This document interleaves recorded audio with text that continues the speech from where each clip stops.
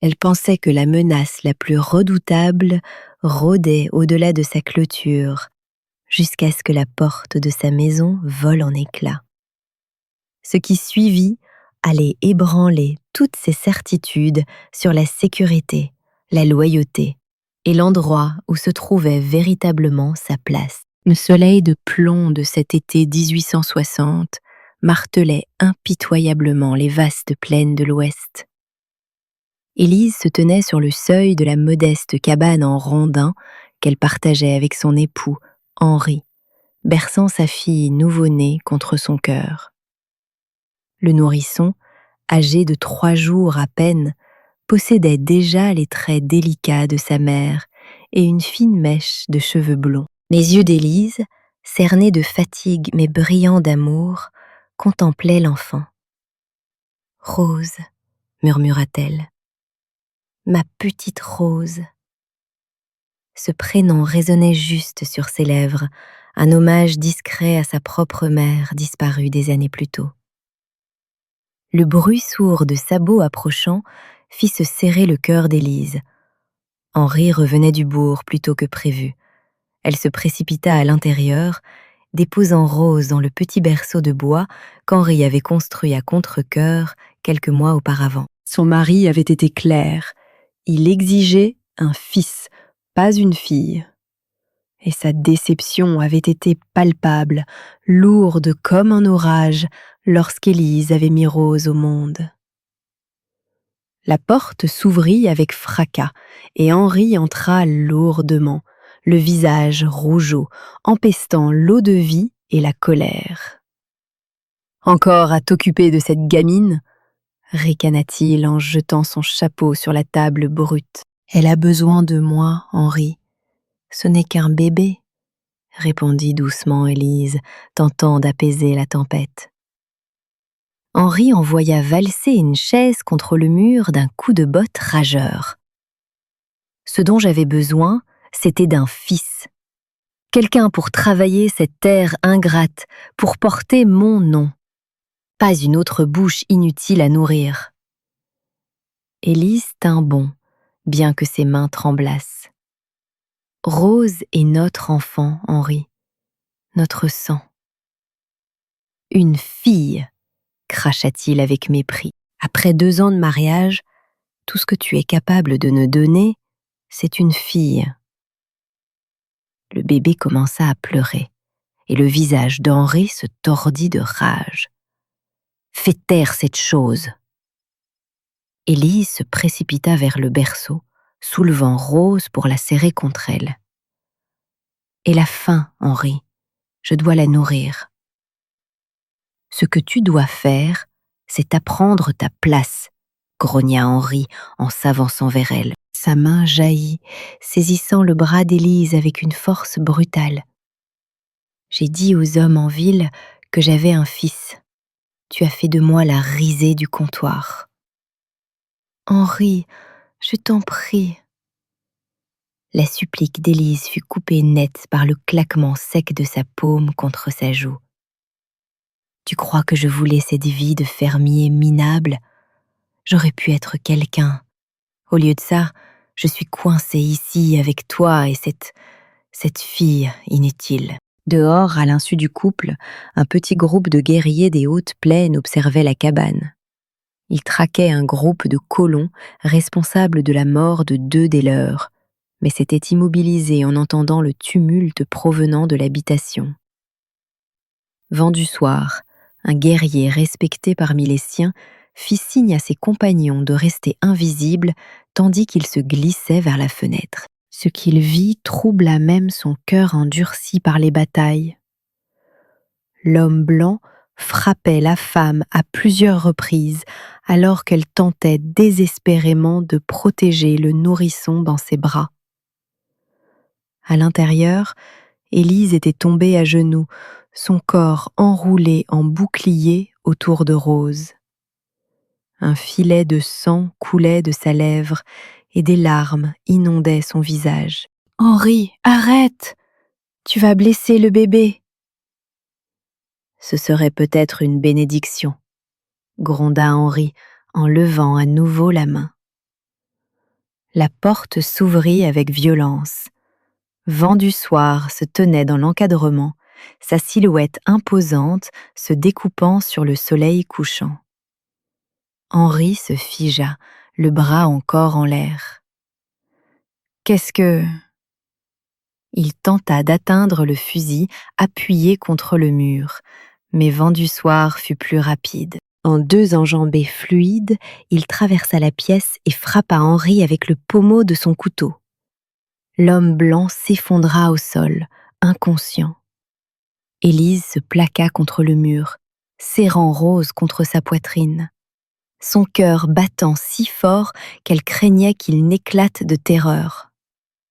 Le guerrier se tourna vers elle, ses yeux sombres évaluant son visage meurtri, son regard terrorisé et l'enfant qu'elle protégeait avec une telle férocité. Vent du Soir en avait assez vu de la cruauté de l'homme blanc. Dans sa tribu, les enfants étaient des dons précieux, qu'ils soient garçons ou filles. Chacun avait sa place, son but, sa valeur. Il prit une décision qui allait changer à jamais le cours de 3 existences. « Toi venir avec moi », dit Vent du Soir dans un idiome approximatif, pointant Élise et le bébé. Pas sécurité ici. Élise regarda la forme inerte de son mari, puis le guerrier. Dans ses yeux, elle lut quelque chose d'inattendu. Non pas de la haine, mais une sorte de compassion sévère. À cet instant, face au choix entre le diable qu'elle connaissait et l'inconnu absolu, Élise prit sa décision.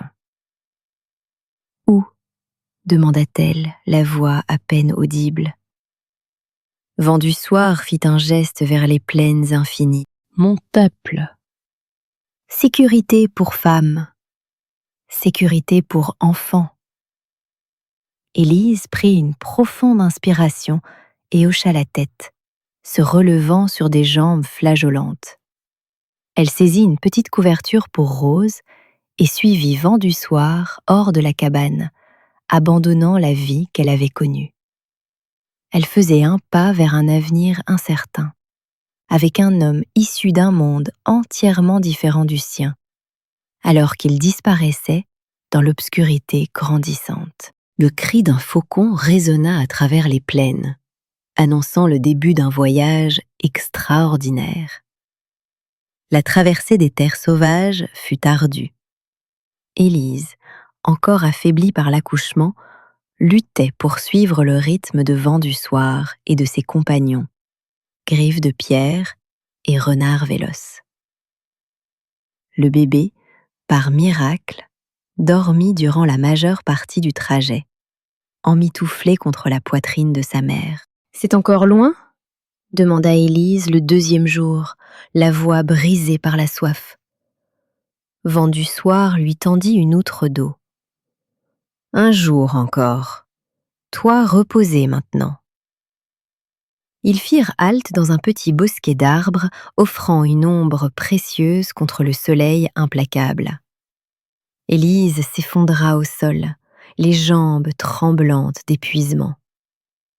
Tandis qu'elle allaitait Rose, elle étudiait ces sauveurs improbables. Ils conversaient dans leur langue, jetant parfois un coup d'œil dans sa direction. « Pourquoi m'avez-vous emmenée ?»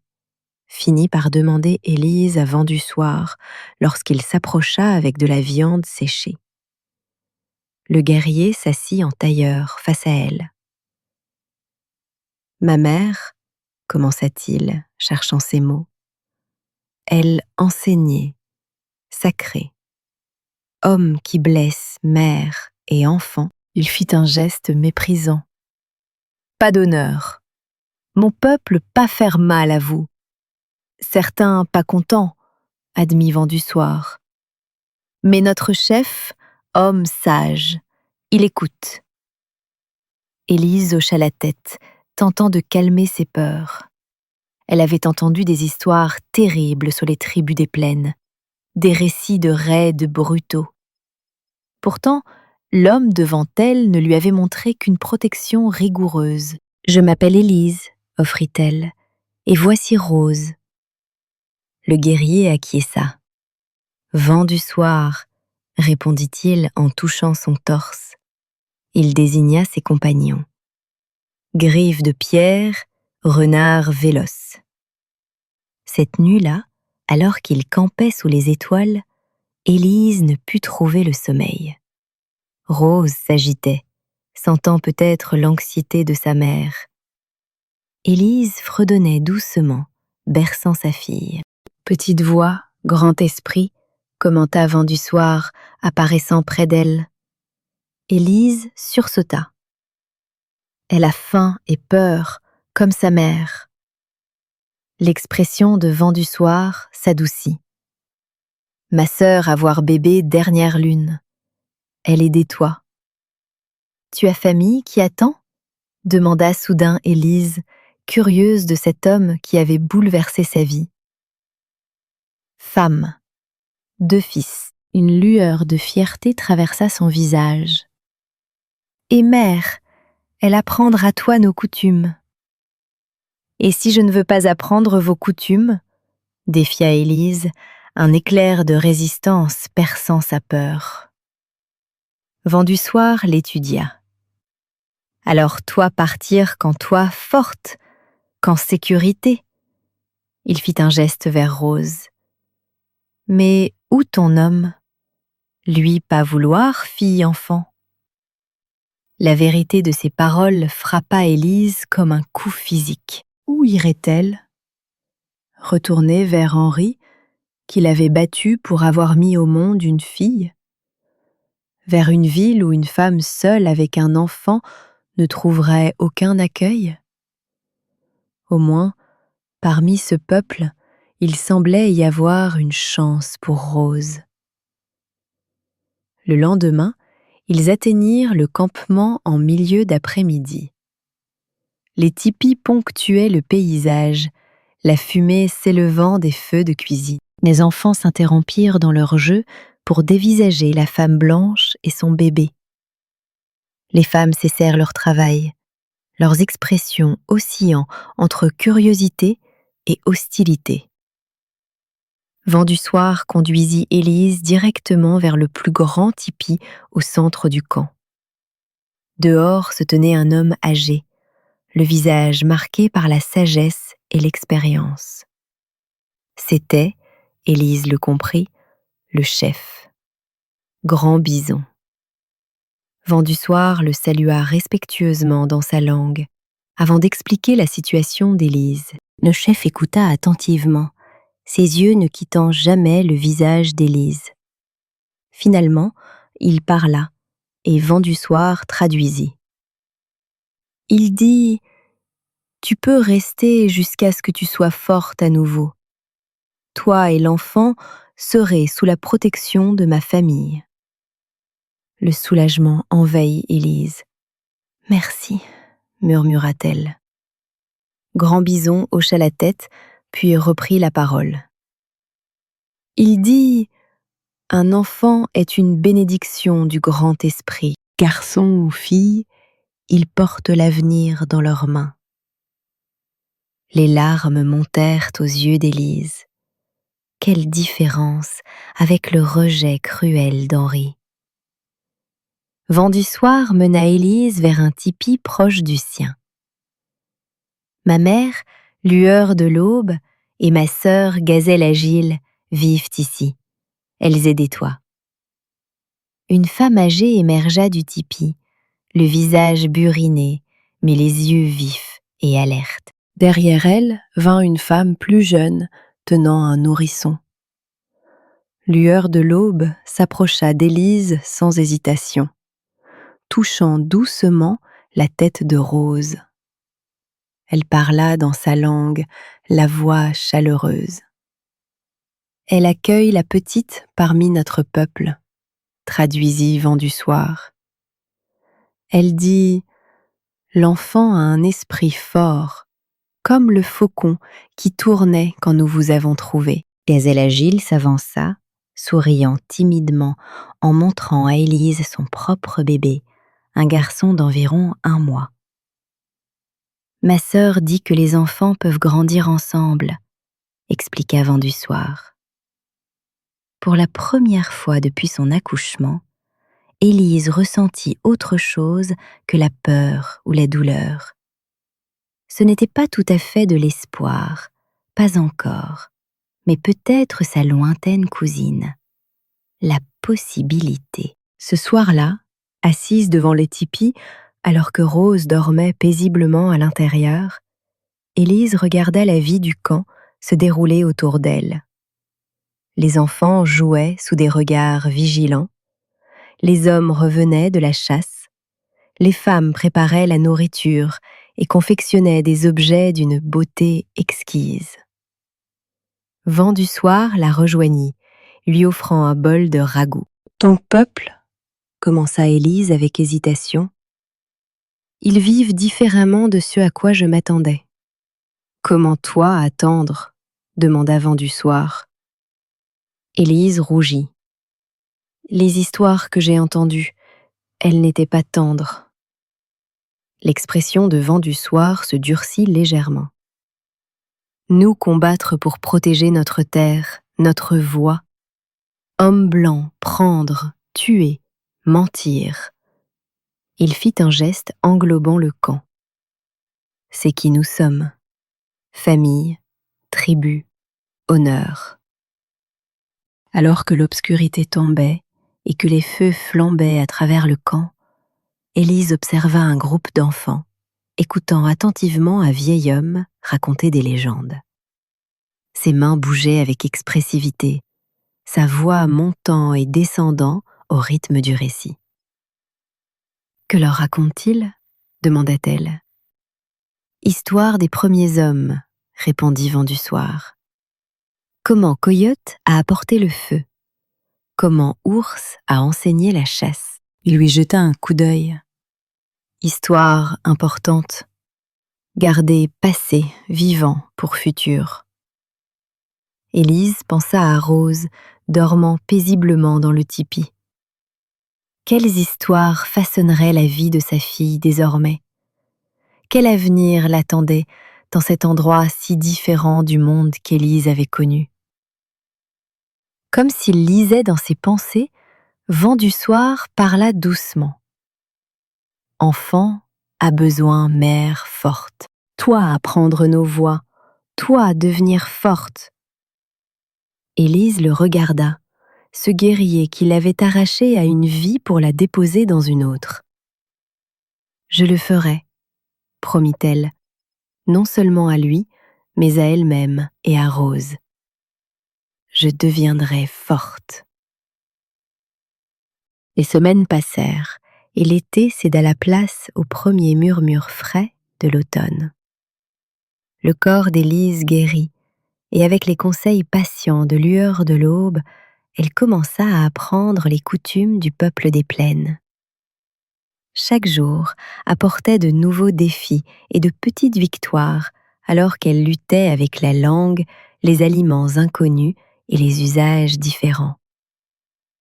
Rose s'épanouissait dans l'environnement du camp.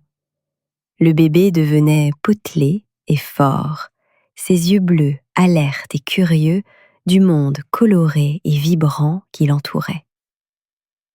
Les femmes de la tribu la choyaient, confectionnant de minuscules mocassins et une petite planche porte-bébé ornée de perles complexes. Un matin vif, Élise était assise devant le tipi avec Gazelle Agile. Les deux femmes travaillaient au tannage des peaux pendant que leur bébé dormait à proximité. Les mains d'Élise étaient à vif et couvertes d'ampoules à cause de ce travail inaccoutumé, mais elle refusait de se plaindre. « Gazelle Agile » commença Élise, utilisant les quelques mots de leur langue qu'elle avait maîtrisés. « Apprends-moi plus. » La jeune femme sourit avec approbation. Elle avait été patiente avec Élise, lui montrant comment préparer la nourriture, nettoyer les pots et accomplir la myriade de tâches qui faisaient fonctionner la tribu. Aujourd'hui, elle lui montrait comment créer les magnifiques broderies de perles qui ornaient les vêtements et les objets cérémoniels. Comme ça, dit Gazelle Agile, guidant les mains d'Élise. Petit point, fil solide. Élise se concentra sur le motif. Une simple étoile que Gazelle Agile lui assurait être appropriée pour les débutantes. Pendant qu'elle travaillait, d'autres femmes se joignirent à elle, apportant leurs propres ouvrages. Bien qu'Élise ne pût comprendre la majeure partie de leur conversation, elle ressentait un sentiment croissant d'acceptation dans leur cercle. Lueur de l'aube apparut avec un paquet d'herbes séchées. Elle parla à Gazelle Agile, qui traduisit pour Élise. Mère dit, il est temps, toi, apprendre plante médecine. Important pour mère savoir pour quand enfant malade. Élise hocha la tête avec empressement. Henri lui avait interdit d'apprendre les remèdes à base de plantes que certaines femmes de colons pratiquaient, qualifiant cela de sottise de bonne femme. Ici, un tel savoir était valorisé et partagé. Alors que Lueur de l'aube commençait à lui montrer différentes plantes, expliquant leurs usages via la traduction de Gazelle Agile, Élise remarqua Vent du Soir approchant avec ses 2 fils. Les garçons, âgés d'environ 7 et 9 ans, s'étaient méfiés d'Élise au début, mais leur curiosité naturelle avait fini par vaincre leurs réserves. Œil d'aigle et pluie battante demandent à montrer Oiseau d'eau à Rose, expliqua Vent du Soir, désignant ses fils. Élise hésita. Elle n'avait pas laissé Rose hors de sa vue depuis son arrivée au camp. Lueur de l'aube parla fermement et Gazelle Agile traduisit.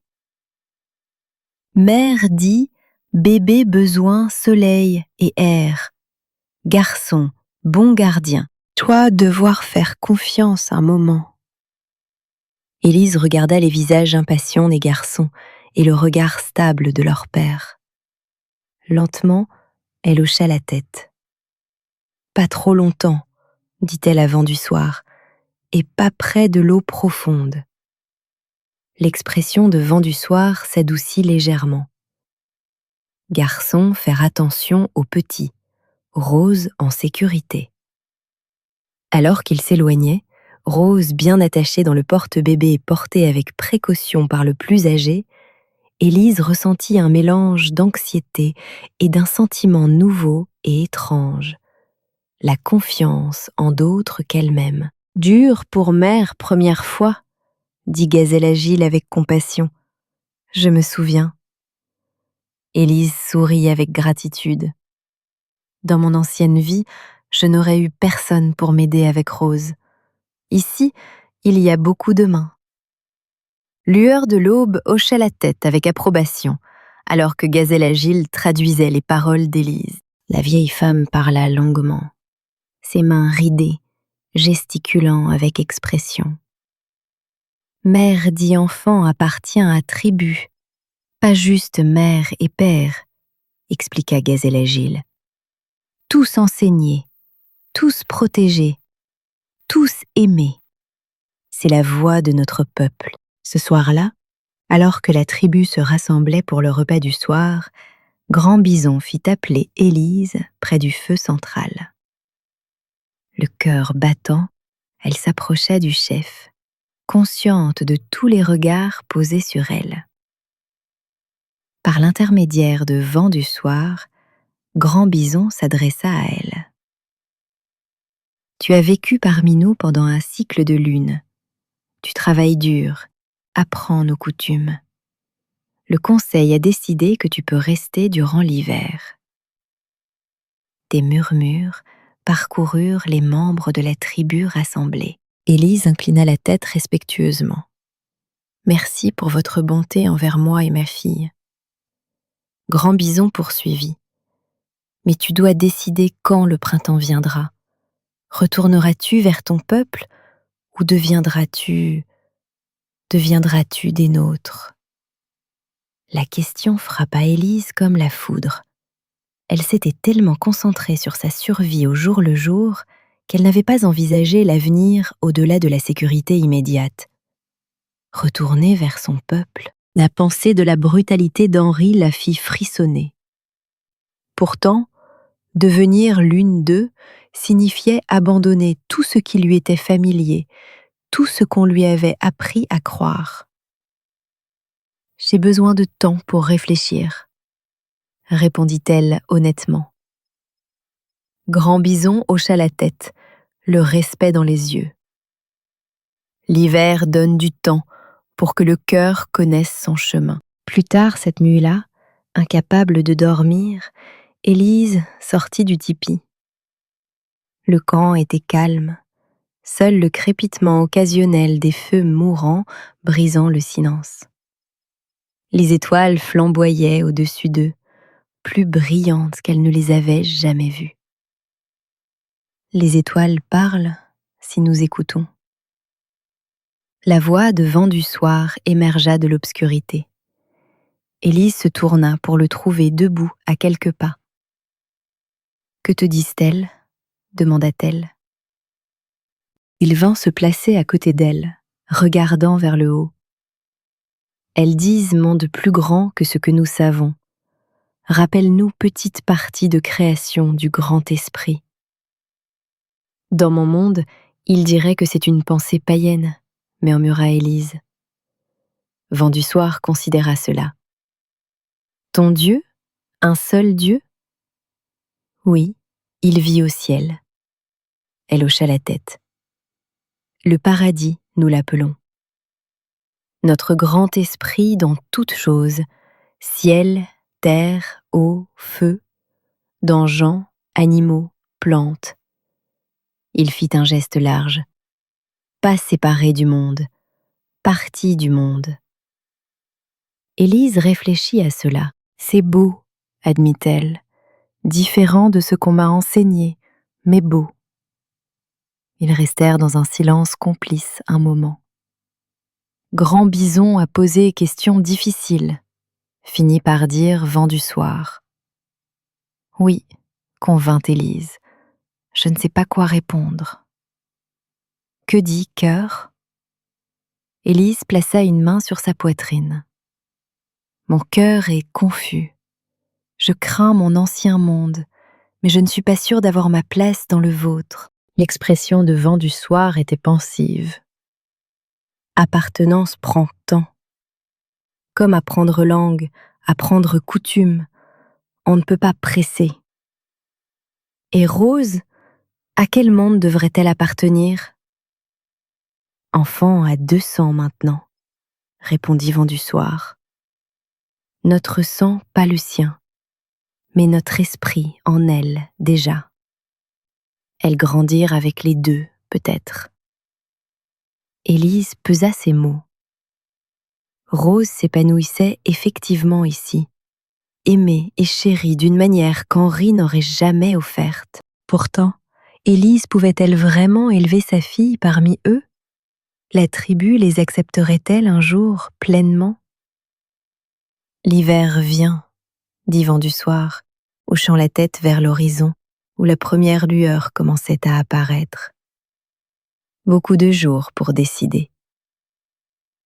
Alors qu'Élise regardait le lever du soleil peindre le ciel de teintes brillantes de rose et d'or, elle réalisa que pour la première fois, depuis que Vent du Soir était apparu dans l'encadrement de sa porte, elle ne pensait plus seulement à survivre, mais à vivre. Quoi qu'elle décide à l'arrivée du printemps, elle n'était plus simplement l'épouse déçue d'Henri, ni même juste la mère protectrice de Rose. Elle devenait quelqu'un de nouveau, quelqu'un de plus fort, quelqu'un qui pourrait, avec le temps, trouver sa propre place sous ces vastes cieux étoilés. L'hiver s'abattit sur les plaines avec une férocité impitoyable. Le campement s'était déplacé vers un endroit plus abrité, près d'une crique boisée, où les arbres offraient une certaine protection contre les vents mordants. À l'intérieur des tipis, les feux brûlaient constamment. leur fumée s'échappant par les ouvertures au sommet, tandis que d'épaisses peaux de bison gardaient le pire du froid à distance. Élise s'était endurcie au fil des mois. Ses mains, autrefois douces de sa vie de colon, étaient maintenant calleuses et habiles. Elle parlait assez leur langue pour communiquer ses besoins fondamentaux et avait gagné le respect pour sa volonté de travailler aux côtés des femmes de la tribu. Rose, maintenant âgée de 7 mois, rampait énergiquement et babillait un mélange de sons n'appartenant à aucune langue particulière. En ce matin particulier, Élise était assise avec lueur de l'aube, triant soigneusement la collection d'herbes séchées et de remèdes de la vieille femme. Les maladies hivernales avaient frappé plusieurs enfants du camp, et lueur de l'aube apprenait à Élise à préparer des remèdes. Ça pour fièvre, expliqua lueur de l'aube dans son langage limité, tenant un paquet de feuilles séchées. Ça pour tout, ajouta-t-elle, indiquant une autre herbe. Élise hocha la tête, se concentrant intensément. Comme ça ? demanda-t-elle, mélangeant les herbes comme on le lui avait montré. Lueur de l'aube sourit avec approbation. Bien. Toi apprendre vite. Leur travail fut interrompu par Gazelle Agile, qui entra dans le tipi avec son fils emmitouflé contre le froid. Son expression était troublée. « Éclaireur revenu », dit-elle à Élise dans sa langue. « Homme blanc cherché ?» Beaucoup d'hommes. Le cœur d'Élise se blassa. « Chercher quoi ?»« Chercher femme blanche et enfant, » répondit Gazelle Agile. « Ton homme les conduit. » Henri. Le nom qu'elle n'avait pas prononcé à voix haute depuis des mois s'écrasa dans l'esprit d'Élise comme un coup de tonnerre. Il la cherchait. Non pas, elle en était certaine, par amour ou inquiétude, mais par orgueil blessé. Un homme dont la femme avait été volée serait la risée de tous, à moins qu'il ne récupère sa propriété ou n'exige vengeance. Grand Bison convoqua immédiatement un conseil. Élise, en tant que sujet de la discussion, fut autorisée à y assister. Elle s'assit à côté de Lueur de l'aube. Rose dormait paisiblement dans son porte-bébé, pendant que les hommes de la tribu débattaient de leurs options. Ils viennent avec fusils, beaucoup de fusils, rapporta un guerrier. 20, peut-être 30 hommes.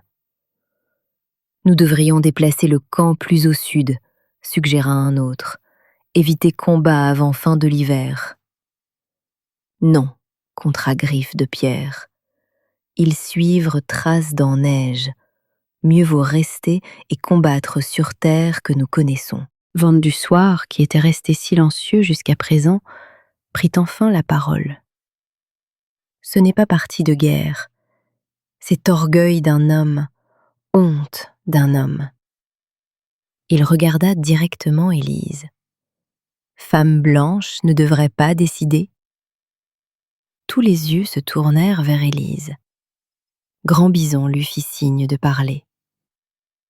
Élise se leva lentement, rassemblant son courage. Elle avait pratiqué leur langue avec diligence, et maintenant, elle devait l'utiliser pour faire le discours le plus important de sa vie. « Je suis venue à vous avec peur, » commença-t-elle, son accent prononcé mais ses mots clairs.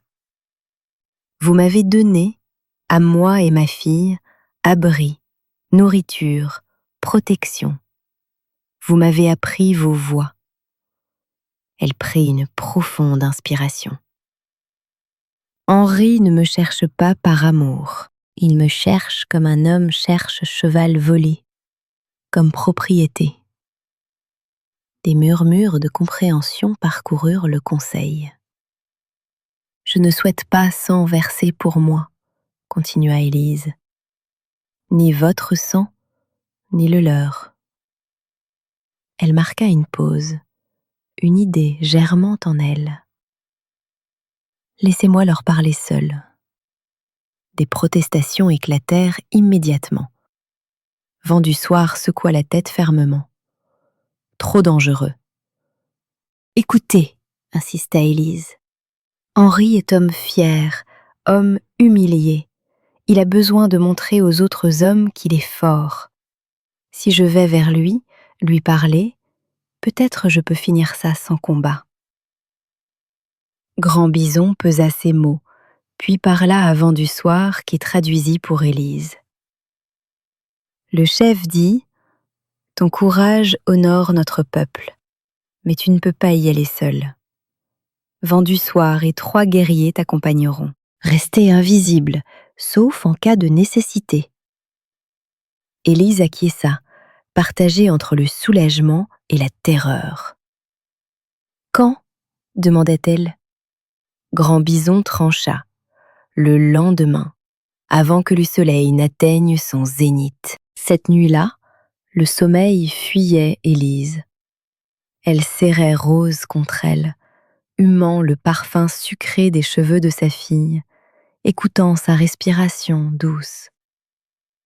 Et si son plan échouait? Et si Henri lui arrachait Rose? Et si la rencontre dégénérait en violence? Tu devrais te reposer. La voix de Vent du Soir s'éleva de l'entrée du tipi. Élise leva les yeux, nullement surprise par sa présence. Au fil des mois, une entente silencieuse s'était tissée entre eux. Pas une romance, mais quelque chose de plus profond.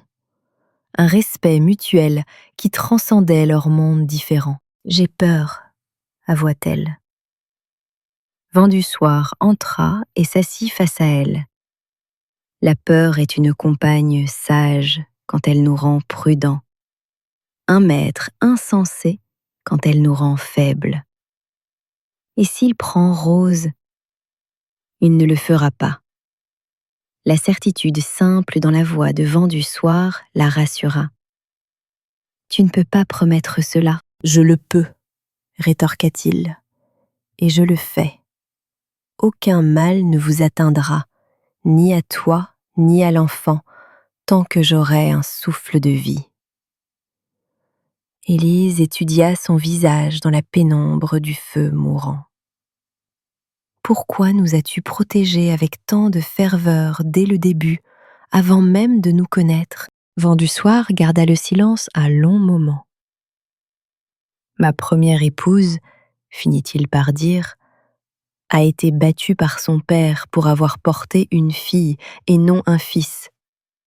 Elle est morte de ses blessures. Ses yeux rencontrèrent ceux d'Élise. Je n'ai pas pu la sauver. Mais quand je t'ai vu protéger l'enfant de ton corps, j'ai vu une chance d'honorer sa mémoire. Élise tendit la main à travers l'espace qui les séparait et effleura légèrement la sienne. Merci de me l'avoir dit. Le lendemain, l'aube se leva, claire et glaciale. Élise s'habilla d'un mélange de ses anciens vêtements de colon et de peau travaillée par la tribu, un choix symbolique reflétant son existence partagée.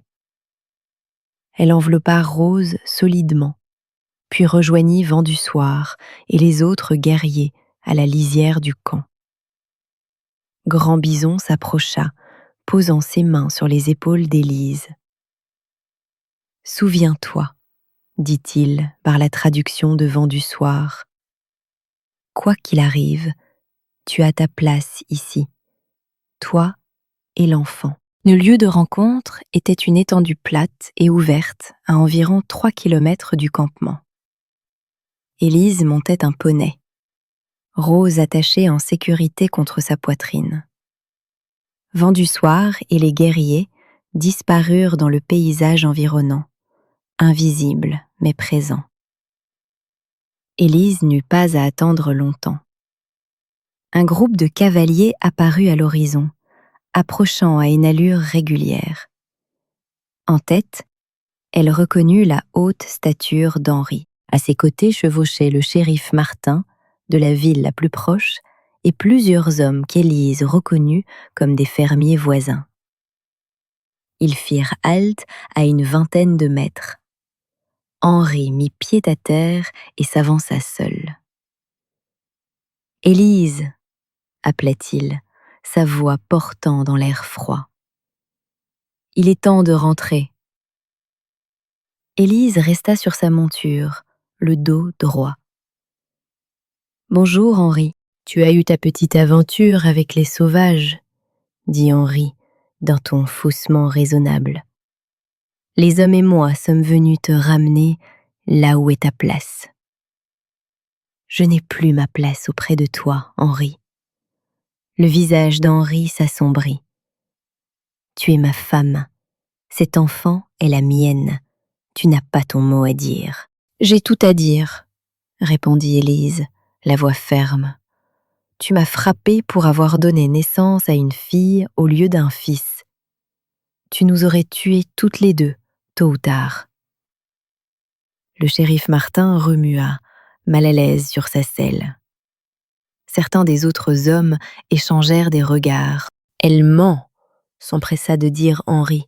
« Les sauvages lui ont empoisonné l'esprit. »« Est-ce que je mens à propos de ceci ?»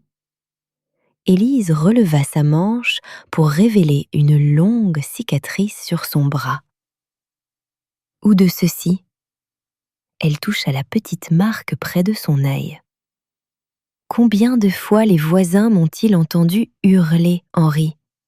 Combien de fois ont-ils détourné le regard en faisant semblant de ne rien remarquer ?» L'un des fermiers baissa les yeux, la honte évidente dans sa posture. « Tu rentres à la maison, » insista Henri, faisant un autre pas en avant. « Maintenant. » Élise secoua la tête. « Non, Henri, je ne rentre pas.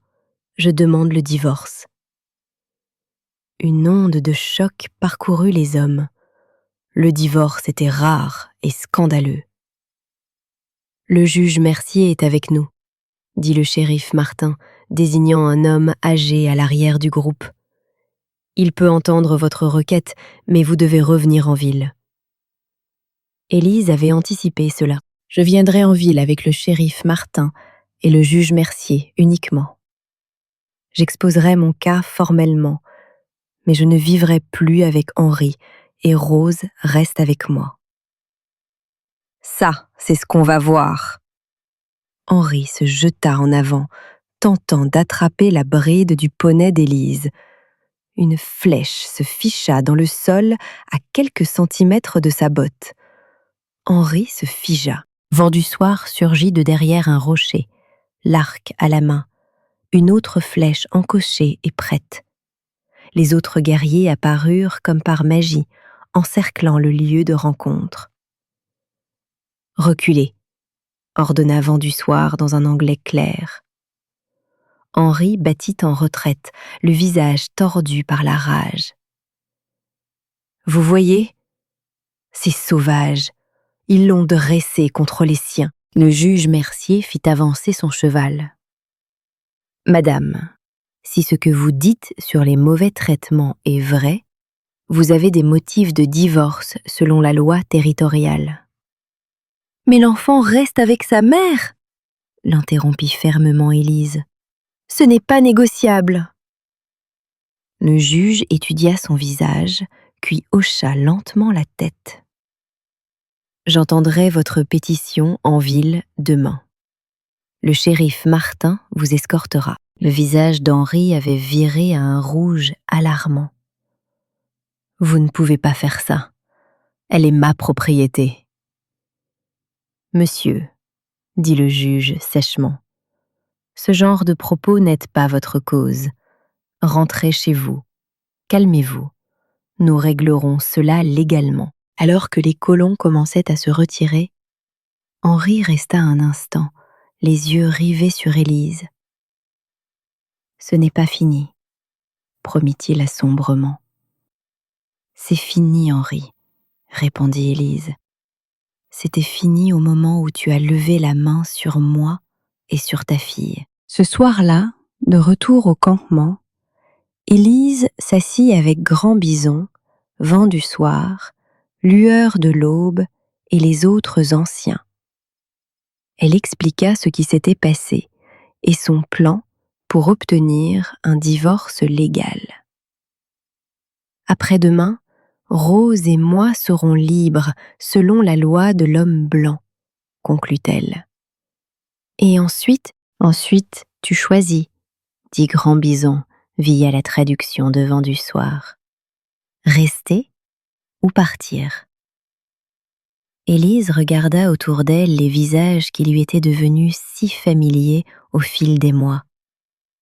Les yeux sages de lueur de l'aube, le sourire doux de gazelle agile, le regard constant de Vent du Soir, les enfants jouant à proximité, y compris ses fils, devenus comme des frères aînés protecteurs pour Rose. J'ai fait mon choix il y a des semaines, dit doucement Élise. Mon cœur est ici maintenant. Si vous voulez de nous, Rose et moi souhaitons rester. Grand Bison sourit. Le conseil avait anticipé ta réponse. Demain, Vent du Soir et les guerriers t'escorteront jusqu'à la ville de l'homme blanc. Quand l'affaire sera terminée, ils te ramèneront à la maison. Maison. Ce mot résonna dans le cœur d'Élise, alors qu'elle regardait le cercle autour du feu. Ici, où un homme l'avait estimée assez pour la sauver, où des femmes lui avaient enseigné la force et le savoir-faire, où les enfants apprenaient le respect et le courage, où sa fille grandirait fière et libre. Ici était sa maison. Rose remua contre sa poitrine, sa petite main se tendant pour toucher le visage d'Élise. Dans les yeux de sa fille, Élise vit un avenir qui n'était ni entièrement blanc, ni entièrement autochtone, mais quelque chose de nouveau et de précieux, un pont entre les mondes, une promesse de compréhension. Alors que le conseil se dispersait, Vent du Soir resta, fixant le feu. Demain commence un nouveau voyage, dit-il. Élise hocha la tête. Pour nous tous. Au-dessus d'eux, les étoiles d'hiver flamboyaient en motifs à la fois anciens et toujours nouveaux. Témoins de la transformation silencieuse de 3 vies sauvées par un acte de courage et la force curative d'une communauté qui valorisait chaque vie, homme ou femme, jeune ou vieux, comme digne de protection, digne de respect, digne d'amour.